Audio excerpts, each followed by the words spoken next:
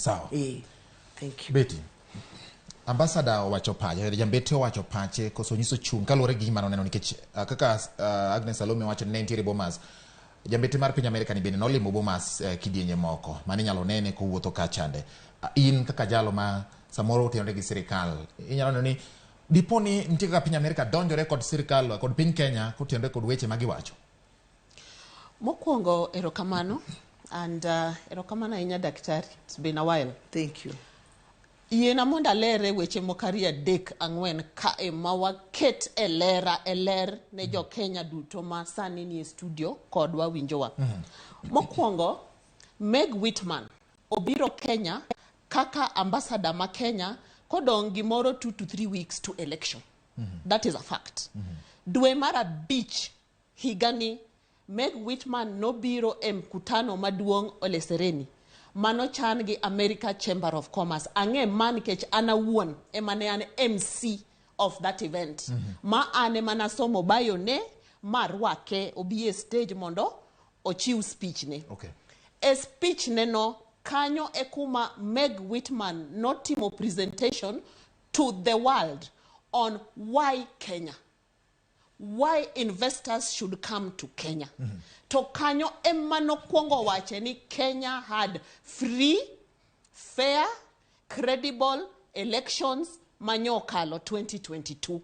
And en kaka ngamochung ne piny mar America Kenya ka en gi full 100% confidence. E sirikal ma jo Kenya, majority of jo Kenya no yiero makoro sanitiyo. Nyoro ka a devolution conference. Ochako nuoyo, that was not the first time she was saying that. To wacha uru adieri, mriambo ere mriambo. American government is just one out of many stakeholders. Mano form the observance team, mane chalo kaka koro joma external, mang'iyo nito kurani igoyenade. And every other election gitimo kamano, and in so many other countries. Kata Kenya be oroga election observers in other countries. Kata Tanzania, Uganda, everywhere. That is an international diplomatic practice. It was not only American government, manowachoni, they give a green light to this election. It was the entire international community, including European Union, gisri kande nigi diplomatic missions e Kenya ka. Nong'iyo gino mogoyo tikte. Maradek, constitution omiyowa teko mar kineno ka yiero okodhini maber. Donge? There's a recourse. To the recourse on the side of Azimio, they took it and took it to the Supreme Court. Announcement, exchange of power was stopped. Nyaka this matter, bed hard and determined. Yawa cases case no bedo litigated on live TV kajo Kenya tengio. Side ni no kelo evidence donge. Side ni be no kelo evidence. Supreme Court, which is now the highest court of the land, oge kendo moro, no duokelo duoko. Maka duoko no sebiro to the process of handing over power happened, and it was peaceful handing over power. Mogik, yenamonda wachnia. Yes. Diplomatic mission mar America oken jo mwachako gosani. Meg Whiteman terodang podo wachno wendo, she's just about a year old. But relationship between pinjariyogi has been there since independence. Sani wan gigik mang'eny mwanyalo jivunia go as a result of relationship no. Maketo wa kaka jo Kenya a map. Mamedo tiego wa, mamedo tingo ngima wa malo.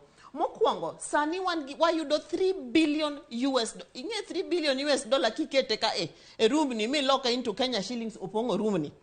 In terms of support, health, agriculture, is it climate action, is it security, is it anti-radicalization, is it areas te mag development, jogi o makobadwa.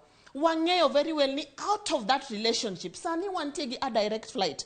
Ma a Kenya straight, one way, boom, to New York. Okamano, to do what? To enhance trade.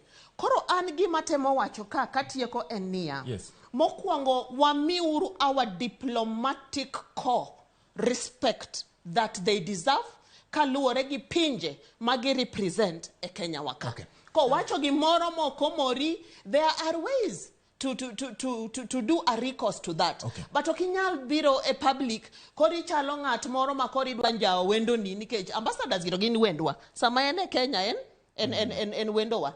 To wendo kata in kabire odi tayudo ka mesa nini kata kombe moro lil. Ang na yudo yo mang'isigo ni ndugu. Raia yana ni wendo lakini kage ka to lose to kage ka to ber. American ambassador Meg Whiteman said the truth, the whole truth, and nothing but the truth.